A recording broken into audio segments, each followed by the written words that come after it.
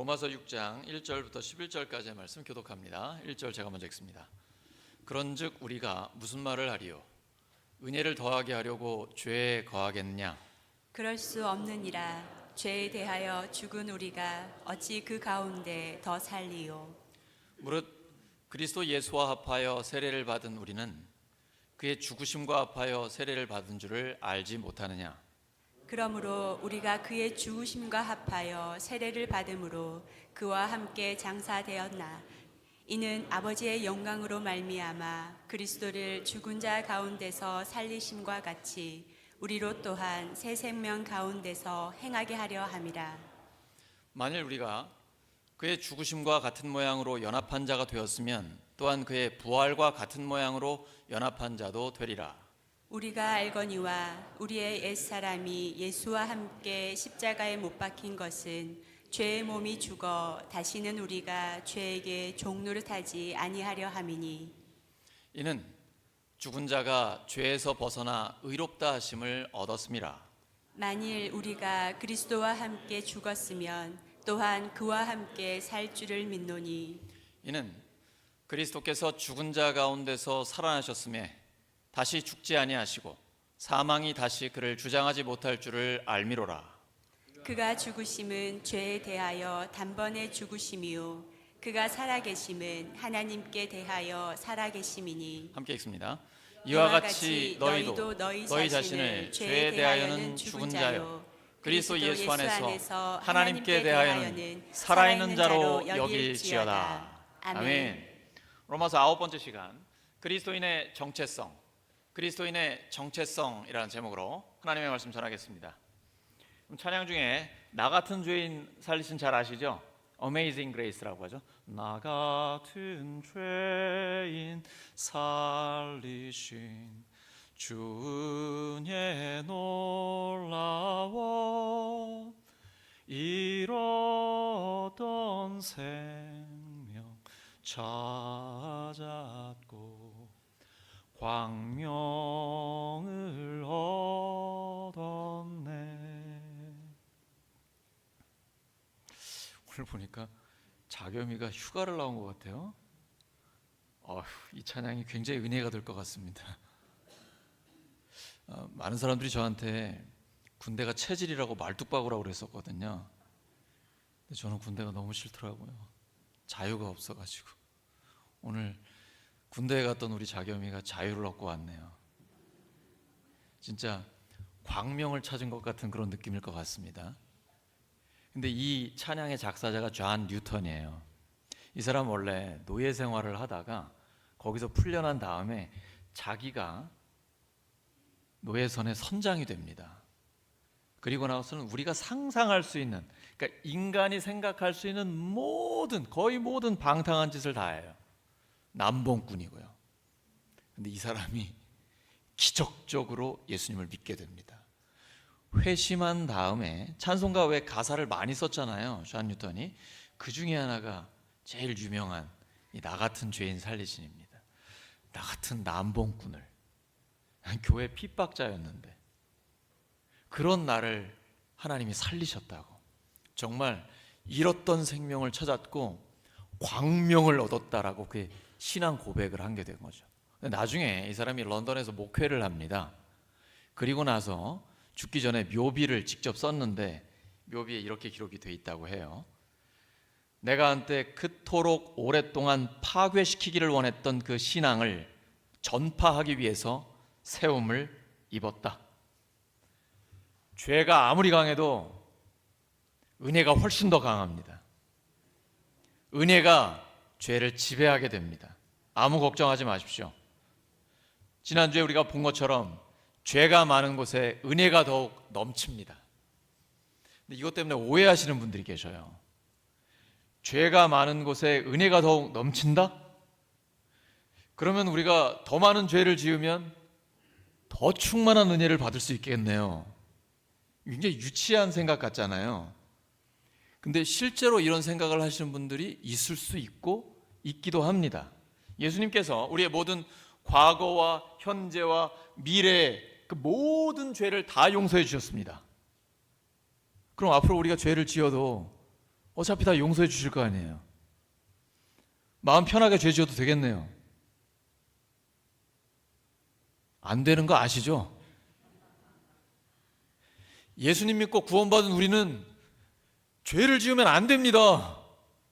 죄를 지을 수 없습니다. 왜냐하면 우리를 구원하신 하나님이 죄는 반드시 심판하시는 거룩하신 하나님이기 때문이에요. 그리고 우리는 하나님의 자녀로서 그 거룩한 성품을 본받아야 하기 때문입니다. 우리는 예수님과 함께 죄에 대해서는 죽었고 하나님께 대해서는 살아있습니다. 옛사람, 우리 모든 인류의 대표 선수인 아담이 죄를 지어서 우리 모두가 죄인이 됐습니다. 그 옛사람은 예수님과 함께 십자가에 못 박혀 죽었습니다. 이제 죽은 사람은 자유롭게 됩니다. 여러분, 검찰이 아무리 죄를 추궁하고 조사하다가도 그 사람이 죽으면 더 이상 죄를 묻지 않습니다. 묻는 게 아무 의미도 없기 때문이에요. 우리는 죄에 대해서 죽었습니다. 이제 죽은 사람은 자유롭습니다.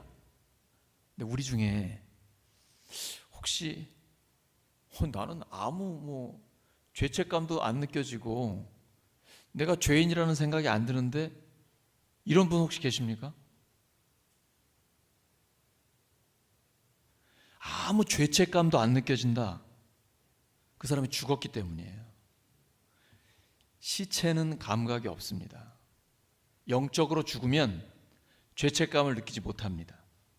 그런데 어느 순간부터 내 마음에 찔리는 게 있어요. 누가 어떤 말을 하고 성경을 읽고 하면 자꾸 마음에 찔려요. 이 말은 내 영이 살아나고 있다라는 증거입니다. 감각이 살아나는 거예요. 죄책감이 느껴지기 시작하는 것이죠. 이 세상에 가장 무거운 것이 무엇입니까? 이 세상에서 가장 무거운 것이 무엇입니까? 자기 몸무게라고 생각하시는, 죄책의 짐이 가장 무겁습니다. 가장 행복한 사람은 이 죄책감의 짐을 내려놓는 사람이에요. 그리스도인의 가장 큰 기쁨은 죄의 용서를 받은 기쁨입니다. 반대로 그리스도인의 가장 큰 슬픔은 그럼에도 불구하고 다시 죄를 짓고 있다라는 것입니다. 우린 연약하기 때문입니다. 예수 믿는 사람은 예수님과 함께 십자가에 못 박혔습니다. 죄에 대해서 죽었습니다. 근데 이 말은 내 안에 죄가 죽었다는 얘기가 아닙니다. 정직하게 나를 보세요. 죄가 죽었습니까? 살아있습니까? 저는 살아있던데요. 예수님 믿고 하나님 뜻대로 살려고 몸부림을 쳐도 죄가 여전히 있습니다. 죄가 나를 유혹해요. 끌어가려고 합니다. 죄를 짓게 만들려고 하고 시험에 들게 하려고 합니다. 죄는 살아있어요. 내가 죄에 대해서 죽은 거예요. 또 하나 오해하시면 안 됩니다. 내가 나의 의지로 노력을 해서 죄에 대해서 죽어야 한다라는 말이 아니에요. 내 의지로 죄를 이길 수 있는 사람이 있습니까? 그런 사람은 없어요. 예수 그리스도밖에는 죄를 이길 수 있는 사람이 없습니다. 내 의지와 노력으로 죄를 죽이라는 얘기가 아니고요, 내가 이미 죄에 대해서 죽었다라는 거예요. 이 사실을 인식하라는 것입니다. 예를 들어 우리한테 먼 친척이 있습니다. 근데 이 사람이 자녀가 없어요. 가까이에는 부자인데 자기 재산을 상속해 줄 사람이 없습니다. 찾다가 나를 찾았어요. 정말 먼 친척인데 저밖에 없어서 죽을 때에 1,000억을 제 계좌에다 예치를 해놓고 유언장에다 도장 찍고 변호사 공증까지 탁 받았습니다. 어느 날 저에게 그 연락이 온 거예요. 그럴 일이 없으니까 하나도 지금 좋아하지 않으시는데 저한테 연락이 왔어요. 자, 근데 생각을 할 때에 그럴 리 없어요. 저는 그분하고 평소에 연락도 안 하고요, 생사도 몰라요. 알지도 못하고 정말 오랫동안 연락이 끊긴 분이 먼 친척이에요. 그럴 리 없습니다. 이러면 한 푼도 못 씁니다. 그래요? 한번 확인해 보겠습니다. 진짜 내 계좌를 확인을 해본 거예요. 1,000억이 들어가 있네. 이 확인하는 순간부터 그 돈은 내 거예요. 오늘 로마서 6장 11절에 이와 같이 예수님처럼 너는 죄에 대해서는 죽었고 하나님께 대하여는 살아있는 자로 여길지어다. 바로 이 말이 회개에서 쓰이는 용어입니다. 영어로 카운트예요. 카운트라는 말은 계좌에 송금이 됐다는 얘기예요. 그 말은 현금이랑 똑같다는 얘기입니다. 그대로 내가 원하면 언제든지 사용할 수 있어요. 사실이 아닌데 그렇게 생각하고 위로받으라는 얘기가 아니고요. 사실의 근거에서 확신을 가지라는 얘기입니다. 예수 믿는 사람은 예수님과 함께 죽었고 하나님께 대해서는 살아 있습니다. 이 확신을 가지고 더 이상 죄의 지배를 받지 말고 하나님의 지배를 받으라는 것입니다. 옆 사람 축복해 주시기 바랍니다. 당신 통장에 1,000억 원이 있습니다.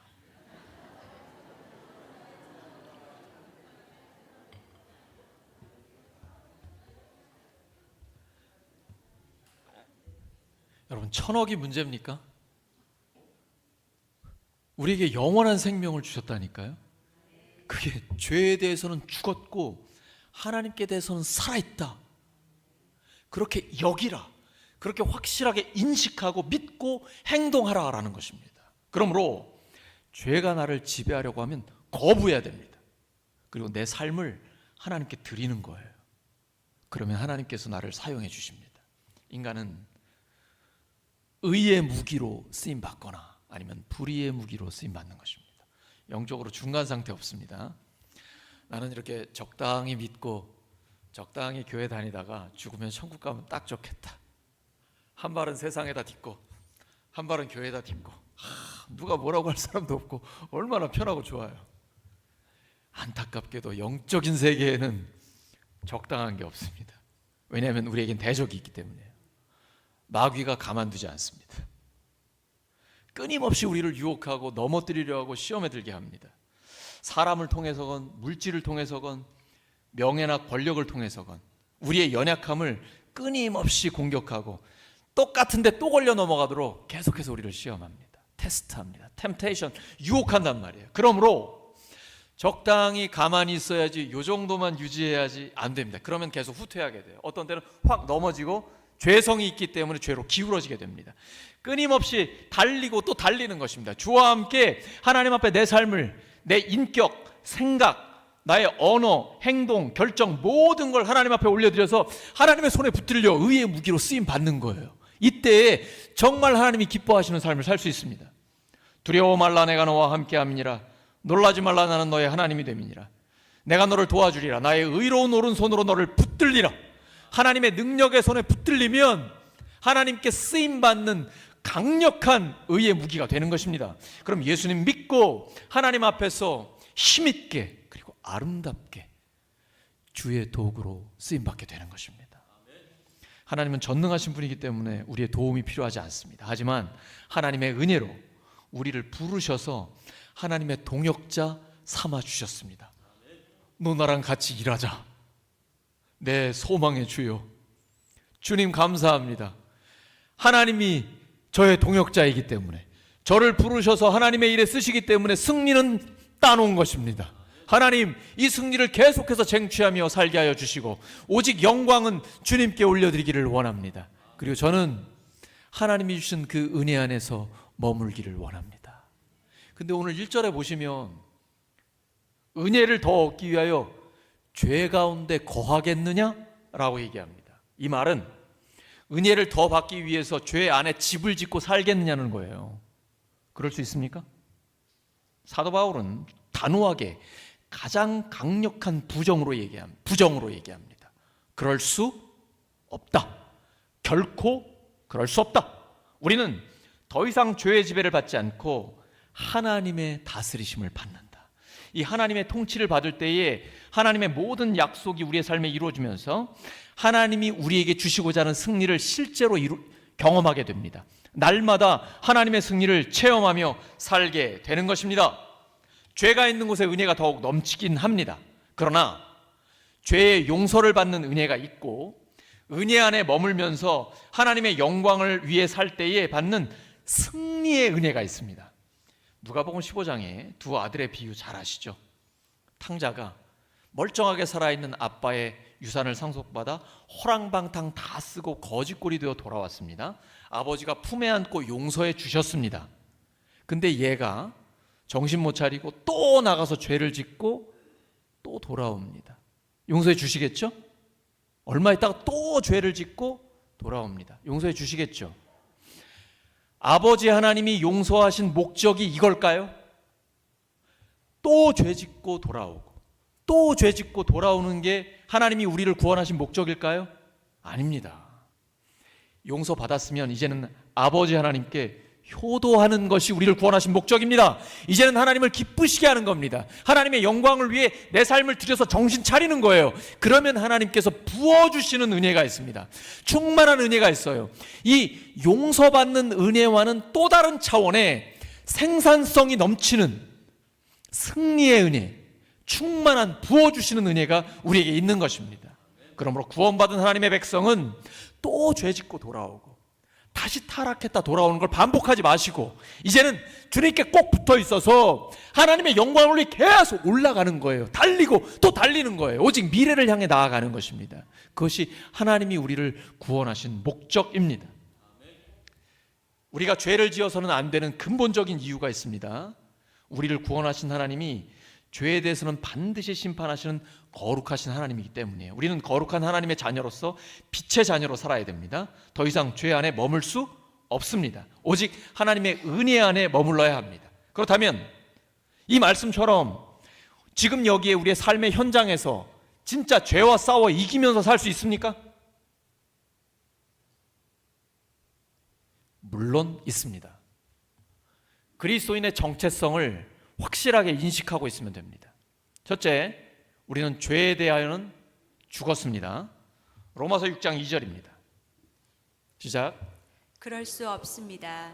우리는 죄에는 죽은 사람인데 어떻게 죄 가운데서 그대로 살 수 있겠습니까? 좀 단호하게 읽어주세요. 다시 한번 시작.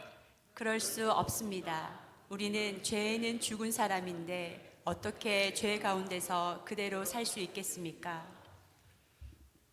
예수님과 우리는 운명 공동체입니다.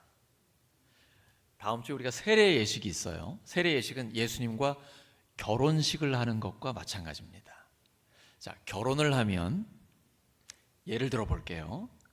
한 남자가, 젊은 남자가 10년 동안 성실하게 일해가지고 돈을 많이 벌어서 좋은 집을 장만을 했습니다. 그리고 결혼 자금으로 예금도 많이 이렇게 비축을 해놨어요. 그래서 사랑하는 여자가 나타나서 결혼을 했습니다. 근데 이 여자가 그날부터 이 집이 자기 집이래요. 아니에요? 여자분들 아니에요? 맞죠? 결혼하면 이거 내 집이죠. 내가 일해서 돈 번 거 아니고 내가 모은 거 아니지만 사랑하는 내 남편이 사놓은 집이니까 내 집 맞죠? 왜 자신이 없어요? 요즘 그렇게 안 살아요? 내 집 맞잖아요. 왜냐하면 사람이 부모를 떠나 여자와 한 몸이 됐기 때문이에요. 둘이 하나가 됐잖아요. 그러니까 내가 노력하지 않았는데 남편과 내가 하나가 됐기 때문에 이제부터는 내 집이고 내 재산이에요. 예수님과 결혼한다는 건 그런 의미입니다. 세례예식이 그런 의미예요. 2000년 전에 내가 한 거 아무것도 없어요. 예수님이 인류의 죄를 대신 지시고 십자가에서 죽으시고 부활하셨습니다. 그런데 예수님과 결혼한 우리는 예수님과 함께 죽고 예수님과 함께 산 거예요. 예수님이 이루신 모든 것이 나의 것이 된 것입니다. 예수님은 그걸 주기를 원하시는 겁니다. 그래서 신앙생활이란 시작부터 끝까지 그리스도와의 연합입니다.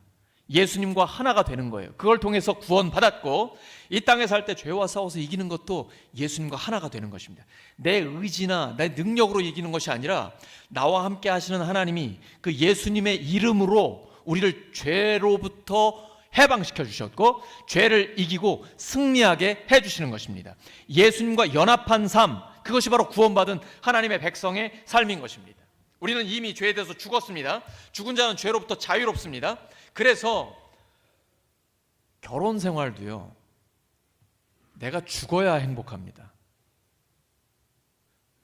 내가 죽잖아요. 그러면 내 배우자가 옆에 있는 것 자체가 너무 감사해요. 거기다 잘해주기까지 하면 막 감격합니다. 오늘 아침에 그 바쁜데 제 아내가 밥을 해주더라고요. 너무 맛있게 행복하게 먹고 왔어요. 근데 결혼 생활할 때 내가 살아있잖아요. 그러면 불행해집니다. 왜 나한테 이따위로 하냐고, 왜 나한테 잘해주지 않냐고. 내가 살아있기 때문에 불평불만이 많아지면서 가정생활이 지옥처럼 변하게 됩니다.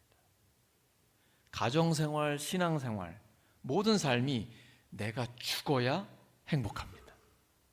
근데 예수님이 그 모범을 먼저 보여주셨어요. 십자가에서 죽어 주셨습니다. 그리고 다시 살아나셨어요. 우리도 마찬가지입니다. 우리의 삶에서 내가 죽으면 내 안에 예수님께서 사셔서 그 예수님의 생명이 우리에게 넘쳐나게 되는 것입니다. 죽어야 행복합니다. 옆 사람 축복해 주시기 바랍니다. 죽어야 행복합니다.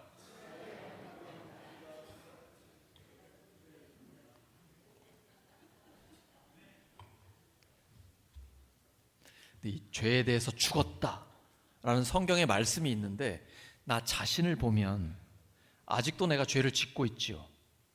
정말 그러고 싶지 않은데 나의 연약함 때문에, 부족함 때문에, 또는 체면 때문에, 먹고 살기 바빠서, 어떤 때는 힘과 권력을 얻기 위해 내가 죄를 지을 때가 있거든요.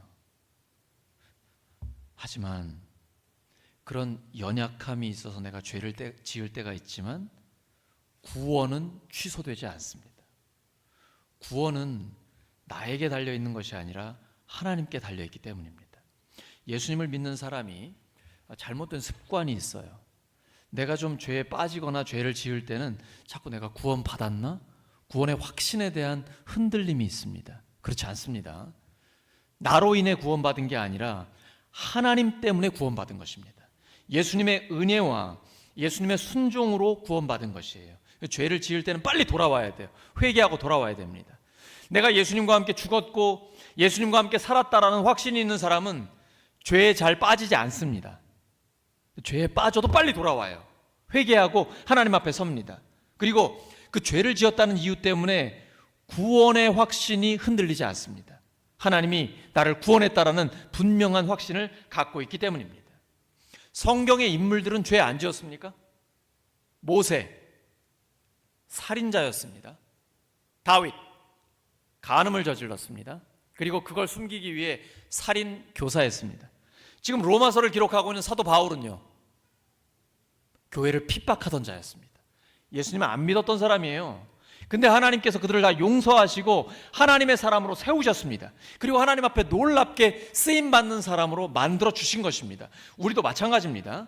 우리는 죄에 대해서는 죽었고 하나님께 대해서는 살아있습니다. 그러므로 내가 비록 연약해서 부족해서 예수 믿고 살면서도 죄를 지을 때가 간혹 있지만 빨리 돌아와서 하나님 저를 붙들어 주시옵소서. 그리고 하나님 앞에 쓰임받기를 원합니다. 하나님은 끊임없이 용서하시고 다시 기회를 주시고 회복시키셔서 하나님 앞에 쓰임받는 사람으로 세워주시는 것입니다. 하나님은 절대 포기하지 않습니다. 하나님은 끝까지 우리를 사랑하십니다. 끝까지 우리를 책임져 주십니다. 그 누구도, 그 무엇도 그리스도 예수 안에 있는 하나님의 사랑에서 우리를 끊을 수 없습니다. 하나님이 붙든 손, 그 누구도 빼앗지 못합니다. 예수 그리스도의 손에서 우리를 빼앗을 수 있는 사람은 아무도 없는 것입니다. 그래서 오늘 6절에 다시는 우리가 죄에게 종노릇하지 않습니다 라고 이렇게 선포하고 있는 것입니다. 죄의 지배를 거부해야 합니다. 그리고 하나님의 지배를 받도록 나를 하나님께 드려야 하는 것입니다. 이때 하나님이 나를 다스려 주시고 우리는 승리하는 삶을 경험할 수가 있는 것입니다. 요즘 우리가 다니엘을 묵상하고 있는데 다니엘은 어릴 때부터 뜻을 정했습니다. 하나님 뜻대로 살고 죄가 나를 더럽히지 못하도록 하나님 앞에서 실천했습니다. 뜻을 정하고 실천하면 하나님께서 사람들에게도 은혜를 받고 긍휼을 얻게 하십니다. 직장에서, 가정에서, 우리의 삶의 자리에서 뜻을 정하고 하나님 뜻대로 실천을 하게 되면 하나님께서 그 사람을 보호해 주십니다. 위기 상황 가운데서 건져주세요. 사자굴 속에 있을 때 사자의 입을 막아버립니다. 풀무불 속에 있을 때 하나님께서 지켜주셔서 머리털 하나도 상하지 않게 해주십니다. 하나님은 하나님을 신뢰하는 사람들을 끝까지 보호해 주십니다. 풀무불에 들어갔던 사드락 메삭 아벳느고는 이렇게 고백합니다. 그리 아니하실지라도 저는 하나님만 섬기겠습니다. 네, 하나님께서 그 기도를 들어주셨습니다. 그리고 그렇게 해주셨습니다. 믿음으로 주 앞에 끝까지 순종하며 헌신하며 나아갈 때 하나님께서는 우리를 보호해 주시는 것입니다. 이렇게 죄로부터 자유롭게 됐는데 여전히 노예 근성이 있는 사람이 있습니다. 마치 이스라엘 백성들이 이집트에서 해방받고 광야에서 방황할 때와 비슷해요. 약속의 땅 가나안을 바라봐야 되는데 자꾸 이집트의 노예 생활을 돌아봐요. 그때는 지금보다는 먹을 게 더 있었는데, 그래도 머물 수 있는 집은 있었는데 노예 생활로 돌아가고 싶다라는 생각을 합니다. 역사 속에 이걸 또 볼 수 있어요. 미국의 링컨 대통령이 흑인 노예 해방을 선언했습니다. 그 말은 흑인 노예들이 다 해방이 됐다는 거잖아요. 자유롭게 됐다는 것이죠. 근데 그 중에 일부 흑인들은 그게 무슨 의미인지를 몰랐어요. 옛날 주인에게 다시 돌아가가지고 저를 좀 노예로 살게 해주세요, 이렇게 부탁한 사람들이 있었다라는 겁니다. 얼마나 비참한 일이에요. 혹시 우리가 이렇게 살고 있지 않습니까? 죄로부터 해방됐고 자유롭게 됐는데 여전히 다시 죄의 노예로 들어가지 않습니까? 우리를 구원하신 하나님의 목적은 이제 죄로부터는 완전히 벗어나 자유함을 누리고 하나님 앞에 의의 종으로, 능력의 종으로 쓰임받기를 원하시는 것입니다. 그것이 우리를 구원하신 하나님의 목적인 것입니다. 죄에 대해서는 죽었습니다. 둘째는 하나님께 대하여 살아있습니다. 로마서 6장 11절입니다. 시작. 이와 같이 너희도 너희 자신을 죄에 대하여는 죽은 자요 그리스도 예수 안에서 하나님께 대하여는 살아있는 자로 여길지어다. 다시 한번 시작. 이와 같이 너희도 너희 자신을 죄에 대하여는 죽은 자요 그리스도 예수 안에서 하나님께 대하여는 살아있는 자로 여길지어다. 여러분, 이건 끊임없이 나한테 인식을 시키셔야 됩니다. 그리고 의식화하셔야 됩니다. 왜냐하면 하나님의 말씀이기 때문에 다 이루어진 거거든요. 그걸 자꾸 생각하셔야 됩니다. 자, 어느 나라에 왕이 있습니다. 암행 순찰을 이렇게 돌다가 다리 밑에 한 거지가 있어요. 근데 이 거지가 내 아들하고 많이 닮았어요. 그래가지고 나이 든 왕이 이 거지를 내 아들로 삼아야겠다 해서 양자로 삼았습니다. 그러면서 신하들에게 선포를 합니다. 이제 오늘부터 이 사람은 거지가 아니라 내 아들이다, 내가 입양했다, 왕자다 라고 선포를 했습니다. 이날부터 왕자예요. 근데 그날 밤 이 왕자가 다리 밑에 가는 거예요.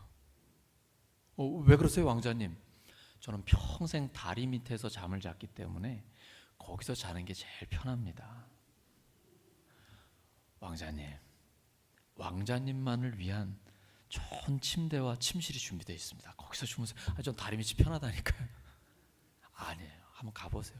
얼마나 깨끗하고 좋은 침실이 있어서 좀 불편하긴 해도 그날 밤 잤습니다.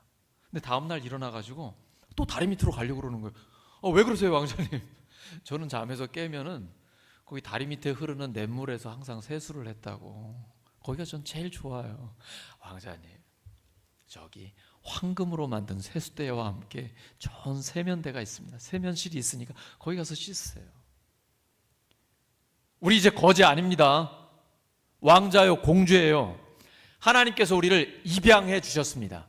실제로 성경에는 입양했다라고 용어를 쓰고 있습니다. 근데 여전히 우리가 거지처럼 행동할지 몰라요. 그런다고 해도 계속 우리가 인식을 해야 됩니다. 나는 이제 거지가 아니다, 왕자다, 공주다 라고 계속 자기 인식을 해야 돼요. 하나님의 말씀에 근거해서 의식화를 해야 되는 것입니다. 그렇지 않으면 자꾸 거지로 돌아가게 되는 것입니다. 이제 우리는 죄의 노예가 아닙니다. 하나님의 사람으로서 하나님 나라의 왕자요 공주로 살게 되는 것입니다. 이건 그렇지 않은데 그렇게 여기라는 게 아니고 사실에 근거하여 확신을 가지라라는 하나님의 말씀입니다.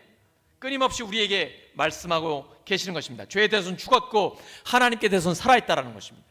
세상에는 두 종류의 밭이 있습니다. 하나는 사탄이 주인이 된 밭이 있고 하나는 하나님이 주인이 된 밭이 있습니다. 예수님 믿기 전에는 사탄이 주인인 밭에서 김을 메고 일을 하면서 거기 열매를 거뒀습니다. 그런데 길 하나 차이에 하나님이 다스리시는 주인인 밭이 있습니다. 예수님 믿고 하나님의 밭으로 오게 됐습니다. 너무 행복하게 하나님 나라를 위해 살고 있습니다. 근데 어느 순간 옆에 있는 밭에서 소리가 들립니다. 여기 봐라! 그러면서 화려한 걸 보여주는 거예요. 근데 눈이 탁 돌아가는 것이죠. 너무 화려한 거예요. 이때 정신을 탁 차리는 겁니다. 저건 내 옛 주인이야, 사탄이야 라고 정신 차리고 다시 하나님께로 돌아오는 것이죠. 자, 우리가 살 때 똑같은 현상이 일어납니다. 육신의 정욕, 안목의 정욕, 이생의 자랑, 눈에 보이는 화려한 것과 돈, 쾌락, 권력을 가지고 세상 것들을 가지고 끊임없이 여기 봐라! 우리를 유혹합니다. 우리의 눈이 돌아가요. 죄는 죽지 않았습니다. 끊임없이 우리를 유혹하고 있습니다. 그때 여기에 완전히 넘어가 버리면 정말 어리석은 사람입니다. 우리 살아봤잖아요. 그 죄 아래에 있으면 얼마나 비참합니까? 잠깐의 쾌락은 있지만 큰 고통이 있고 영원한 심판이 있잖아요. 우리가 이제 하나님 나라에서 영원한 생명과 하나님의 생명을 누리고 있잖아요. 그러니까 정신 차리고 하나님께 돌아오는 것이죠. 다시 하나님의 지배 아래서 하나님의 뜻대로 살게 되는 것이죠. 우리는 끊임없이 결단하고 순종해야 됩니다. 구원받는 것은 하나님의 은혜로 되는 것이지만 하나님의 뜻대로 살며 하나님 영광을 위해서 경건하게 사는 건 끊임없이 내 몸을 복종시켜야 합니다. 거저되는 게 아닙니다. 구원받는 건 거저되는 것이지만 하나님의 영광을 위해 쓰임받는 것은 끊임없이 나를 하나님 앞에 드려야 되는 것입니다. 그래서 우리에게 하나님은 말씀하시는 거예요. 너는 이제 새 생명 안에서 살아가야 한다. 새 생명 안에서 살고 있어야 한다. 로마서 6장 4절입니다. 시작.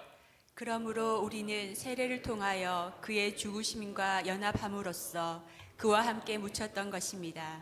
그것은 그리스도께서 아버지의 영광으로 말미암아 죽은 사람들 가운데서 살아나신 것과 같이 우리도 또한 새 생명 안에서 살아가기 위함입니다. 따라하시죠. 새 생명 안에서 새 생명 안에서 살아가기 위함입니다. 살아가기 위함입니다. 새 생명 안에서 새 생명 안에서 살아가기 위함입니다. 살아가기 위함입니다. 예수님 믿고 생명을 얻었죠. 이건 내가 갖고 있던 생명이 개선된 게 아니에요. 좋아진 게 아니고 완전히 새로운 생명이 온 것입니다. 우리 봄이 되면 새로운 나무를 심습니다. 사과나무를 새로운 걸 심잖아요. 그러면 사과 열매가 맺히는 게 당연한 것입니다. 우리가 새로운 생명을 얻었습니다. 그러면 새로운 열매를 맺히는 게 당연한 것입니다. 더 이상 죄의 열매를 맺어서는 안 됩니다. 우리는 단호하게 거절해야 합니다. 왜냐하면 포도나무 되신 예수님이 우리의 생명이 되어주셨기 때문입니다. 주님께 붙어있는 우리에게는 포도나무 열매가 맺혀지는 것이 당연한 것입니다. 그래서 성령께서 우리 안에 계시기 때문에 내가 알게 모르게 성령께서 우리를 변화시켜 주십니다. 여러분, 예수님 믿고 10년, 20년 살아오시면서 내가 달라졌죠?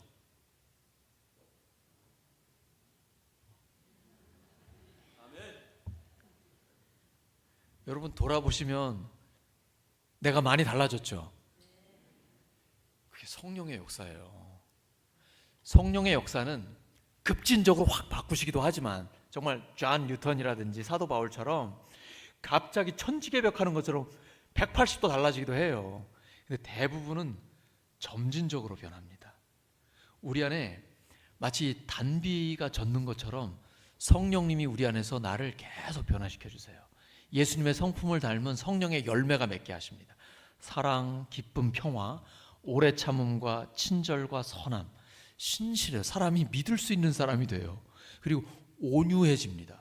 힘과 능력이 있지만 사용하지 않아요. 절제해요. 하나님 뜻대로 힘을 사용하기를 원하고 연약하고 낮은 사람에게는 절제하면서 그를 품어주기를 원해요. 그리고 셀프 컨트롤이 가능합니다. 자기를 계속 관리해요. 하나님 뜻대로 내 삶을 계속 맞춰나가요. 이게 성령의 열매입니다. 예수님을 닮아간다라는 것은 성품이 주님처럼 변해간다라는 것입니다. 예수님 믿는 건 정말 좋아요. 가장 행복한 일입니다. 정말 여러분 탁월한 결정을 하신 것입니다. 하나님께서는 우리를 끊임없이 하나님의 사람으로 바꾸어 가십니다. 하나님은 못 말립니다. 하나님은 절대 포기하지 않으십니다. 마침내 우리를 하나님의 사람으로 만들어 주실 것입니다. 성령의 능력은 죄를 이기게 하십니다. 그 능력을 가지고 우리가 살아가면 돼요. 근데 방해 세력이 있습니다. 고린도후서 4장 4절을 보면 이렇게 기록이 되어 있어요. 이 세상의 신이 믿지 않는 자들의 마음을 어둡게 하여서 하나님의 형상이신 그리스도의 영광을 선포하는 복음의 빛을 보지 못하게 한 것입니다. 예수님의 말씀이 믿어지지 않아요. 이게 내가 하는 게 아니에요. 고린도후서 4장 4절에 기록되어 있어요. 사탄이 막고 있는 것입니다. 그래서 전도는, 영혼 구원은 기도부터 하는 거예요. 기도 외에는 이런 유가 나갈 수가 없습니다. 기도하면 나갑니다. 예수 그리스도로 명하노니 복음을 막는 더러운 영 떠나갈지어다. 떠나갑니다. 그리고 하나님의 복음의 빛이 우리에게 들어와요. 안 될 것 같은데 됩니다. 그래서 구원받는 역사를 하나님께서 일으켜 주시는 것입니다. 이제 우리가 할 일은 이겁니다. 로마서 6장 13절입니다. 시작. 또한 너희 지체를 불의의 무기로 죄에게 내주지 말고 오직 너희 자신을 죽은 자 가운데서 다시 살아난 자 같이 하나님께 드리며 너희 지체를 의의 무기로 하나님께 드리라. 따라하시죠. 의의 무기로 의의 무기로 하나님께 드리라. 하나님께 드리라. 너희 지체를 의의 무기로 무기로 하나님께 드리라. 하나님께 드리라. 나를 드리면 하나님이 마음껏 하나님 뜻대로 사용해 주십니다. 오늘 말씀 정리합니다. 우리 그리스도인들은 지금 여기 삶의 현장에서 죄와 싸워서 승리할 수 있습니다. 어떻게 가능합니까? 그리스도인의 정체성을 확실하게 인식하고 있으면 됩니다. 죄에 대해서 죽었습니다. 하나님께 대해서 살아있습니다. 새 생명 안에서 살아가는 것입니다. 그리스도인의 정체성을 확실하게 갖고 주님과 함께 승리의 삶을 사시기를 예수 그리스도의 이름으로 축원합니다. 이 시간 반주에 맞춰서 합심하여 기도합니다. 오늘 말씀 기억하면서 하나님 그 말씀대로 저희들의 삶에 이루어 주세요. 하나님 앞에 간절히 기도하겠습니다. 우리 그리스도인들은 지금 여기 삶의 현장에서 죄와 싸워서 이길 수 있습니다. 그리스도인의 정체성을 정확히 알면 됩니다. 죄에 대하여 죽었습니다. 하나님께 대하여 살아있습니다. 새 생명 안에서 살아갑니다. 하나님 아버지, 죄에 대해서는 죽었고 하나님께 대해서는 살아있는 자로 여기면서 새 생명 가운데서 살게 하여 주시옵소서. 그리스도인으로서의 정체성을 확실하게 갖고 하나님을 기쁘시게 하는 그 승리의 삶을 살게 하여 주시옵소서. 하나님, 저희들을 사용하여 주시옵소서. 저희 지체를 의의 무기로 하나님께 드립니다. 하나님께서 사용하여 주시옵소서. 하나님, 저희를 하나님의 뜻대로 사용해 주시옵소서. 감사합니다. 예수 그리스도의 이름으로 기도드립니다.